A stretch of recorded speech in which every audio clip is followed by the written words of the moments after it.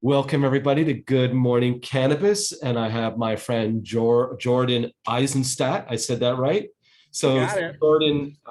Jordan is in the great uh, state of Long Island. I don't know if it's a state. I guess it's part of New York, but I consider it a state. It could So, be its own state. yeah, Why not? where I am in Jersey, I consider that a state itself, the northern part of New Jersey. So, Jordan, I always ask people the first question is, tell me the craziest thing that's ever happened to you. I know that I'm putting you on the spot, but what comes to mind? Well, you know, the craziest the craziest thing that I've ever been a part of. So I'm going Okay. to take a slight Yeah, you could take, you could. pivot on that. This craziest thing I've ever been a part of, and it's semi biographical, but I used to work in government. And I had this great opportunity in 2007 to join the governor's office. And so the governor of the state of New York, Elliot Spitzer, he's the steamroller. And so, was really excited to join his office and was a press secretary.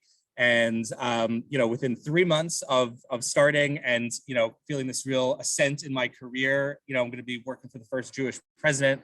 Eventually one day, the whole scandal happened with the prostitutes. And it was just the craziest 3 days of my professional career, and really got a quick course in crisis communications.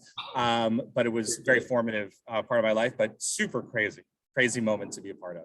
Well, so you're definitely part of history for sure. So, Jordan, tell us a little bit about yourself, a little bit about your company before we get into the more salient question about PR and cannabis. So that kind of teed it up for you too. Perfect. So yeah, Jordan Isenstadt. I'm a senior vice president at Marino PR. Marino PR is an almost 30-year-old strategic communications firm. We're based in New York City. We do have an office in Los Angeles as well. And we do, national and international strategic communications work. The firm's about 50 people or so. And we have practice areas and everything from real estate, higher education, energy, nonprofit, land use, corporate communications, you name it, we probably have a client in that space. Cannabis is one of our newer spaces. We got in about 5 years ago. And so I founded that practice, and it's been the ride of my life. Oh wow! So I can relate to that. I love cannabis too. Anyone who knows me knows that.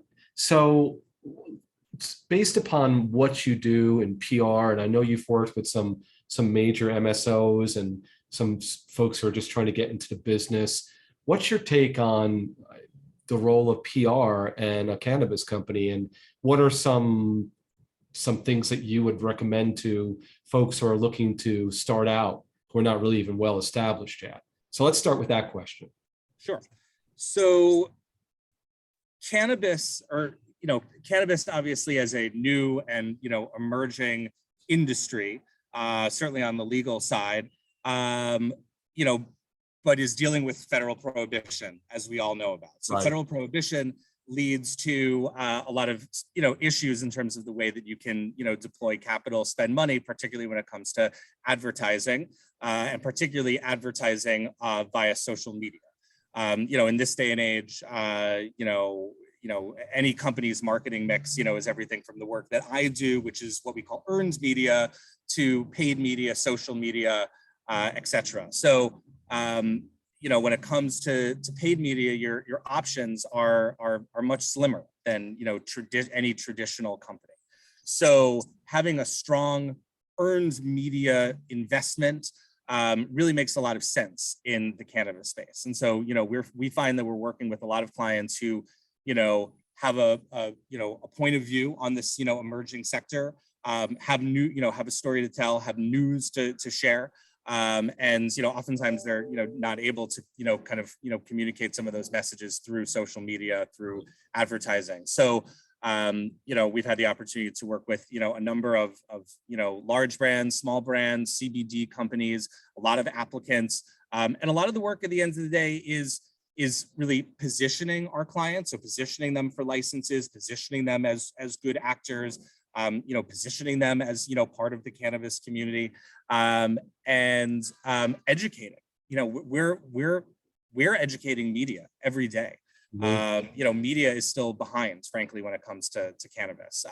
You have some publications like, Business Insider, which is, has a specific cannabis vertical. But then you look at the New York Times or the Wall Street Journal, and, they do write cannabis stories. They have a cannabis beat reporter. Media is still learning. So we find that when we talk to media, we're really educating them first before they even get on the phone with our client. It's pretty exciting times actually educating media, if you think about it. Do you think there's anyone who does it better than not in the media realm? I mean, as far as out there?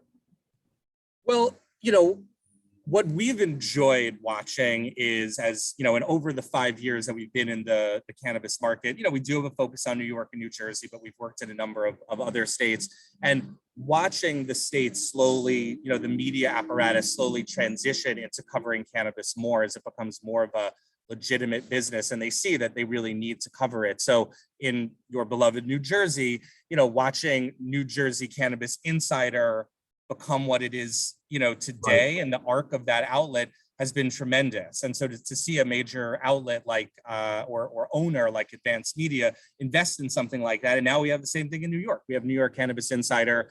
I think they've had the benefit of the footprint of New Jersey Cannabis Insider, so they've been able to ramp up super quick, and they're providing the coverage that really nobody else is. So I would say that people do need your services in PR because it's really difficult to get your message out otherwise. So I'm leading the witness, but I'm sure you'll agree with that. Correct. Absolutely. And, again, a lot of our work is very educational and what we call thought leadership. So we're, our clients, again, like I said, they have a point of view, they have a perspective. And so we're inserting them in those conversations, and then therefore, through being sort of an expert source, or through, writing, content and bylines that are published, their name gets out there, their company's name gets out there more, they start to be more recognized, hopefully more trusted as a result of that. And then, they get more business at the end of the day. But that component as part of your overall marketing mix is I would argue, much more important in cannabis than in almost any other industry because of federal prohibition. Digital prohibition is what I call it. Yes. So how did you get into the cannabis space? I mean, what attracted you? I mean, is there any story behind that? You woke up one day, said, I think I'd like to do cannabis. I mean, how did it happen? Well, so cannabis has, I've been a cannabis consumer, let's say, and a personal aficionado for many, many years. Did a little bit of advocacy, back in college. When I started working in government, my first couple of jobs were in government. I actually worked for Liz Krueger, who is the sponsor of New York's MRTA, the Marijuana Regulation and Taxation Act. So was there in the early stages of the days of the MRTA. I mean, it goes back to the early 2000s, but was there one of the earlier iterations of that bill. And, never really thought I could bring it into my professional career at any other point. And then at Marino, sort of I joined, really to oversee the higher education division, got that, in good shape, and then started to look around and said, hey, the New York's going to legalize cannabis soon, and we actually have this medical program that I knew nothing about, and so we started to look into it. I started to learn, go to events and network, and it just kind of organically happened, which I feel like is a sort of a common story. People start to investigate with intention, and are able to pull a practice together. It's awesome. So Jordan, if people want to kind of connect with you, connect with your company, what's the best way for them to find you? Yeah, so the company again is Marino PR. The best way to find us is at cannabis@marinopr.com. And of course, we have our website, marinopr.com. I would love it if you would check us out. And, we're always happy to talk about, how